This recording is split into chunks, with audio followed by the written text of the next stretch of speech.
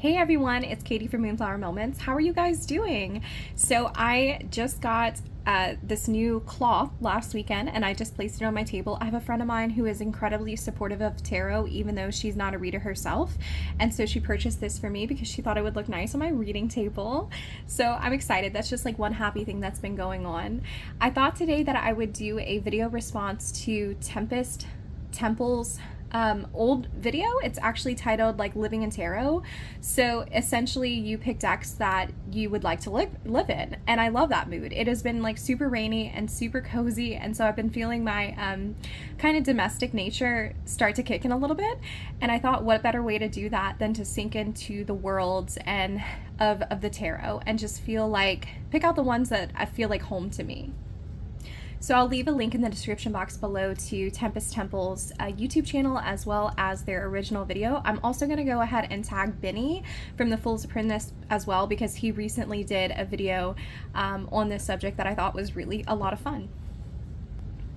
So the first world that I would be thrilled to live in is of course going to be Hogwarts. So this is my Little Wizards Tarot. I believe that this edition is out of print. So the pocket edition I believe is still in print, but this larger one I don't think is anymore. But of course I would want to live in this world because I'm of course a Harry Potter little fangirl. So I grew up the time in which Harry Potter was just the thing. Like everyone had read it, everyone had known it, everyone made allusions to it. I went and saw most of the movies in theater when I was growing up. But this very much feels like a world that I would want to live in. So I've always been so enamored by Hogwarts and the way the ground is depicted, how it has so many mountains and just lots of lush greenery. And so I think I've always been drawn to that type of imagery, that kind of background. But I would of course also want to live in this world because of the people that are in it. So I think that after a while of, growing up with this series, the characters become more than characters. They become like family members to you in that kind of way. And so the way you see the world, especially when I was growing up, I used to do this with books a lot. I would be like, oh my God, he's such a Ronald Weasley. And like, because my friends were Harry Potter fans as well, they knew exactly what I was talking about, right? Like the emotional capacity of a teaspoon is what Hermione had once said.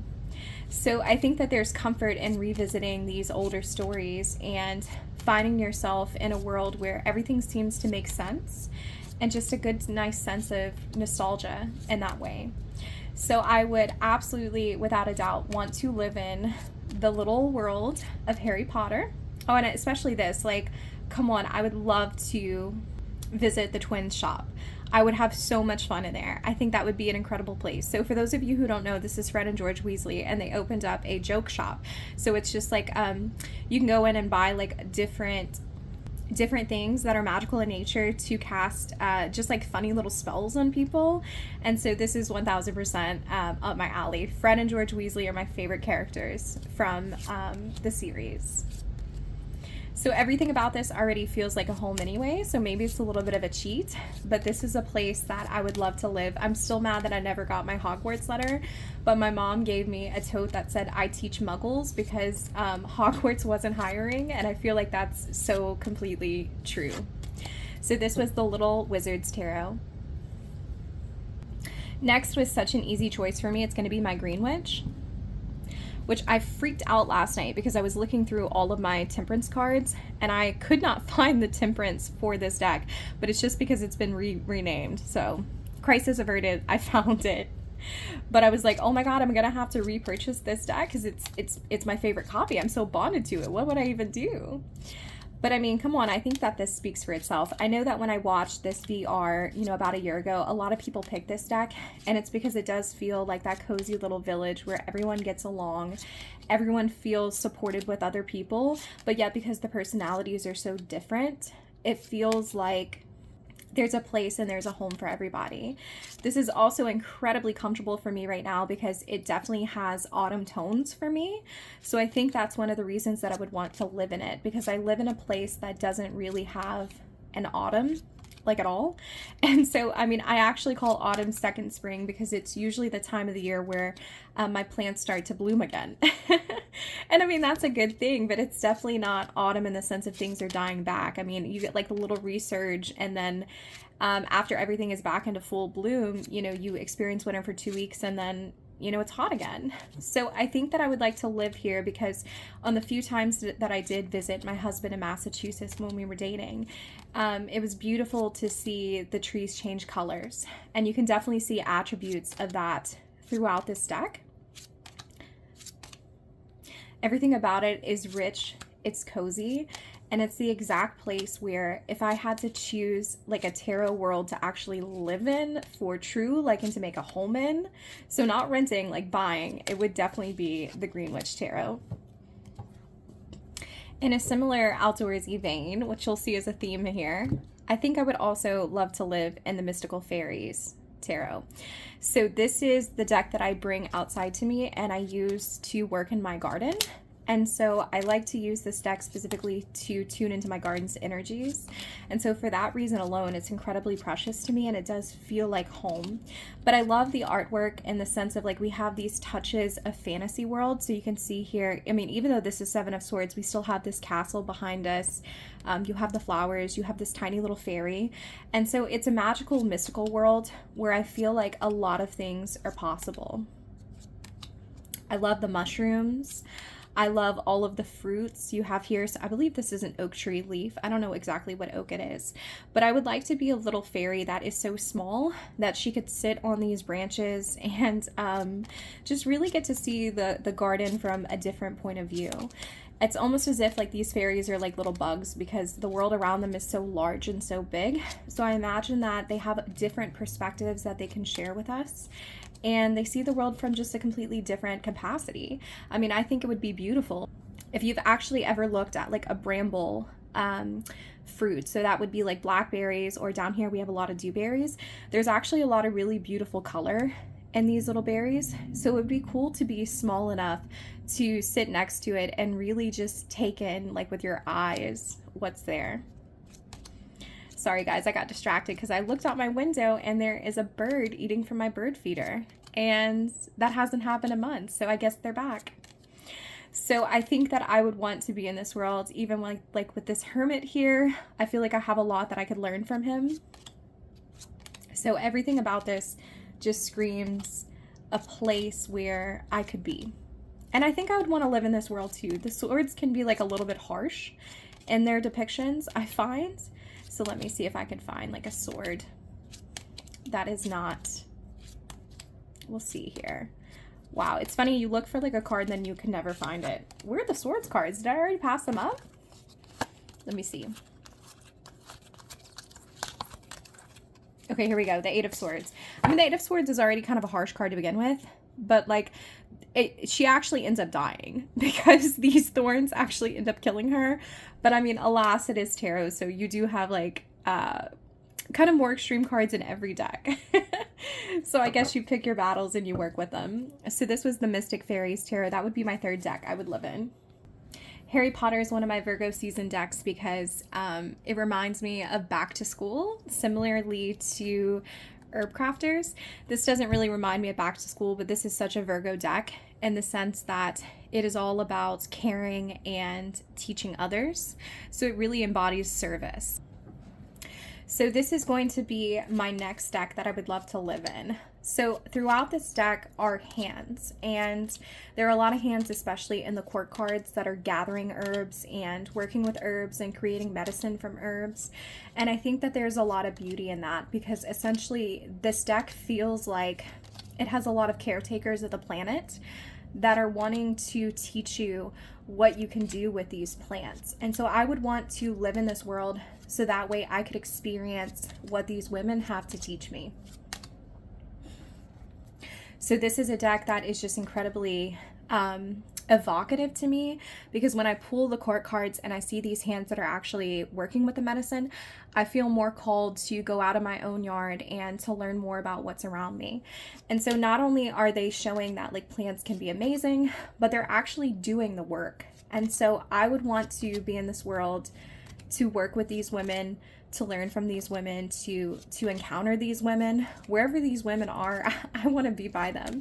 And that's kind of true to how I am as a person in life too. You know, I always look for the women that I can learn from, and I seek them out, and I'm very deliberate of trying to find mentors in life. You know, if there's someone who knows more about something from me or has a unique point of view, I'm always seeking them out.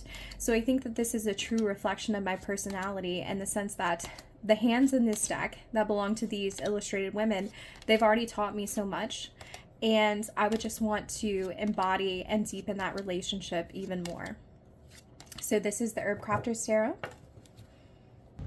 And then my next choice is a little bit more unconventional, and that's going to be my Dream Enchantress Tarot.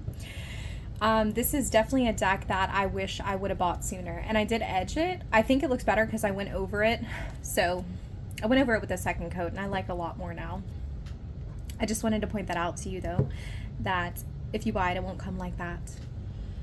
So I don't know exactly what it is about this deck, but I wish that I would have bought this deck sooner. This is a deck that I saw probably within like 2 months of starting to read tarot, and instead of just grabbing it, I waited and waited and waited, and it's a deck that feels like home to me already. So I know that these women, I'm gonna zoom in just a little bit, I know that these women seem a little bit severe. I mean, like, especially look at this, like, Katie, why would you want to live in this world?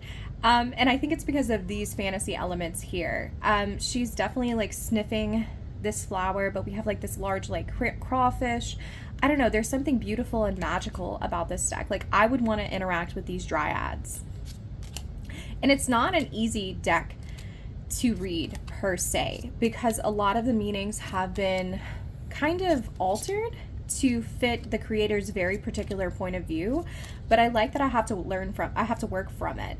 So it's not a traditional RWS in that way, and I think that's another reason that I would want to live here, because the messages are just like a teensy bit off. I feel like I have a lot to learn from these weird fantasy alien-like creatures. But there's some touches of softness too. Like, I think that this is a stunning star.